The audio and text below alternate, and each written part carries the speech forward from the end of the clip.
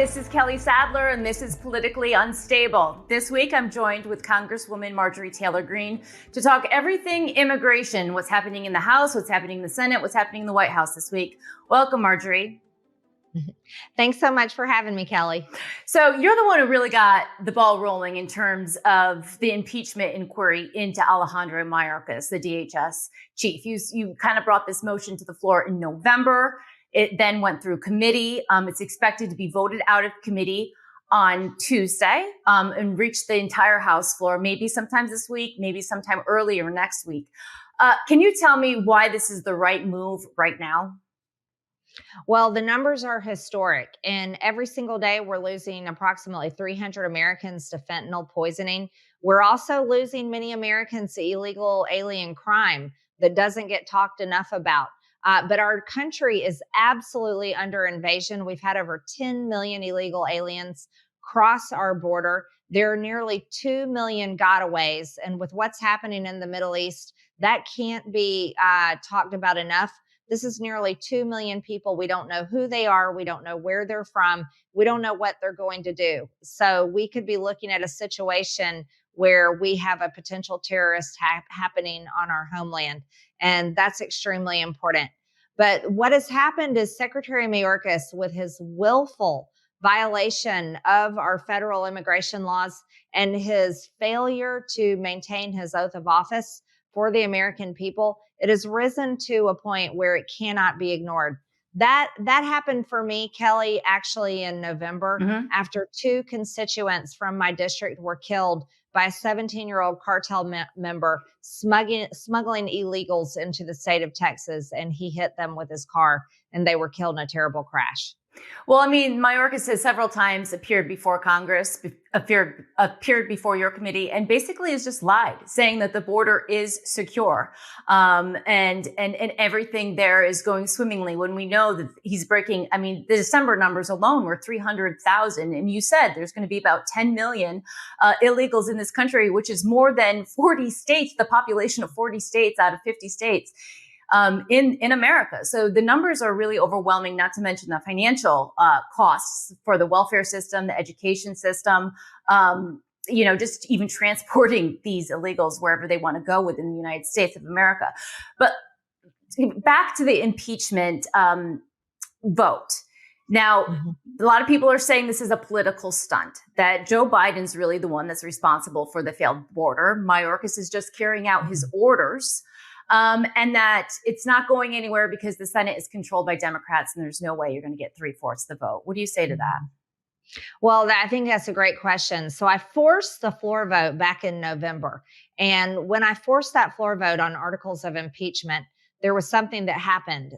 Democrats trying to stop the impeachment were joined by 8 Republicans, and they actually moved my articles of impeachment out of Judiciary Committee into Homeland. And when that happened, they moved these articles of impeachment into a committee where Republicans are ready to impeach. Now, Democrats are arguing back that this is really about Biden administration policy. Well, here's the situation, Kelly. The Democrats have to answer to this.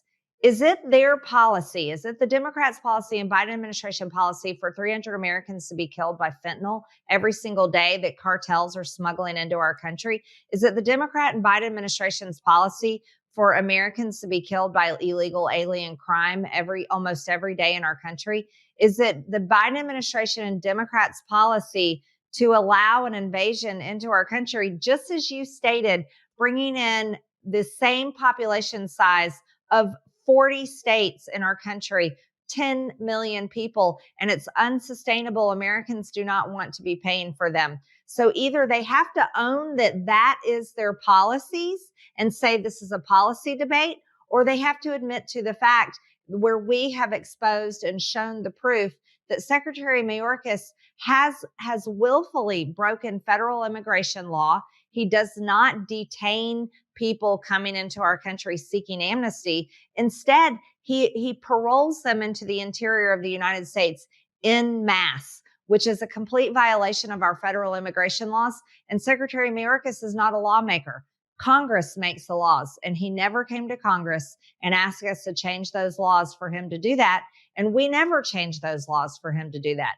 So Democrats arguing about policy are either going to have to embrace these results of their policies or admit that Secretary Mayorkas indeed has broken the law and should be impeached. Well, one of the funny things that I've been saying is that, during Donald Trump's last year in office, immigration, the illegal crossings were at a 45-year low, right? And nothing has changed since then, other than the presidency, right? It's ultimately Joe Biden's policy to have these open borders. So right now, the White House is kind of trying to pivot, putting it back on Republicans, that if you don't pass this bill, that they're working with Senate Republicans, basically tying in both Ukraine aid, Israel aid to Taiwan, and then some border security, then I'll enforce the border. Do you believe Joe Biden? And what do you say to this kind of what are your thoughts on the Senate bill that's being crafted right now? Well, they call it a border deal, and I call it a border surrender deal. And we don't even have the full language of this bill coming out of the Senate. And then here you have all these Democrat senators, some of these Republicans saying that they're all for the border surrender deal, but they haven't even read the bill. What we do know coming out of this bill is they would allow 5,000 people to cross into our country, which is 1.8 million people a year, before they would even think about shutting down the border. That is not a border security deal. They can't even call it that at all. It's a legalized invasion of the United States of America, and they want to couple it with $60 billion more for Ukraine and money for Israel and money for Taiwan and money for everybody else across the country. And it's a slap in the face to Americans. And I told Speaker Johnson when we first started hearing about this a few weeks ago, I told him this was such a red line for me, that if he worked this out with Chuck Schumer and he actually brought that to the floor for a vote, that I would motion to vacate. And I seriously mean it. That is an absolute red line. There's no negotiating America's border security and then trading it out to continue funding the Ukraine war that we should never be funding in the first place. And so for me, this is a no deal. It's an absolute red line for me. But I've been happy to hear Speaker Johnson saying that for him, it's also a no deal for him, and that whole Senate border surrender deal is dead on arrival. Good.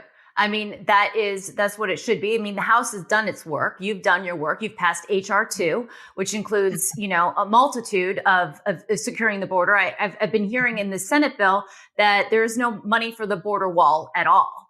It's just basically money to process more illegals faster and integrate them faster into the country, which is something that I know a lot of GOP voters, base voters, do not want. But is there so moving forward? I mean, where do you see this immigration debate going? Do you see this problem resolved on Joe Biden's watch, or do we need a new president, a new Republican president in November to kind of stop the flow of illegal migration? Yeah, I don't see the Biden administration fixing this at all. And again, serving on the Homeland Security Committee, I listen to Democrats all the time, and I hear them talk about the border. In their mind, it's just as what you said. They want more money to process more people, and they want to be able to feed them, house them, take care of them, give them jobs, by the way. It's a jobs program for Democrats, and they talk about it all the time. But they also want amnesty, and they want them to be able to vote in upcoming elections. And Kelly, you can't even make this up. I wish the American people would tune in and listen to the Democrats on Homeland more often, because then they would really realize that it is truly a lie when they talk about border security. The border will never be secure under the Biden administration. We absolutely need President Trump back in the White House. That is the only way to secure the border, because he had the policies that worked. And guess what? The American people remember that. It is a top issue all over the country. I've been to Iowa. I've been to New Hampshire. I've traveled everywhere. As a matter of fact, I just came back from Texas, and I can tell you people in Texas are very serious about border security. But this will be the top issue continuing throughout the presidential election, and I would argue in congressional campaigns and many different types of elections across the country. Joe Biden can't get away from this one. The Democrats can't get away from it. The numbers don't lie, and the American people know exactly the truth of what's happened with the border. So I've just one last question. What's going on in Texas right now? You said you just returned from Texas. There was a Supreme Court ruling that basically allows the federal administration to cut down the razor wire that Governor Abbott has put up. Governor Abbott has indicated that he's not backing down. They're still installing this razor wire. He's got the backing of, 25 Republican governors. Kind of where do you see this debate going? Do you support Governor Abbott? And why do you think the Biden administration is targeting, Texas? They're saying that it's inhumane, the actions that Texas is putting forth. But I remember not so long ago, the Capitol being surrounded by a fence with barbed wire. That is a great point, Kelly. Democrats are all about walls and razor wire and border security, and they're all about those men with guns when it comes to the type of security they want.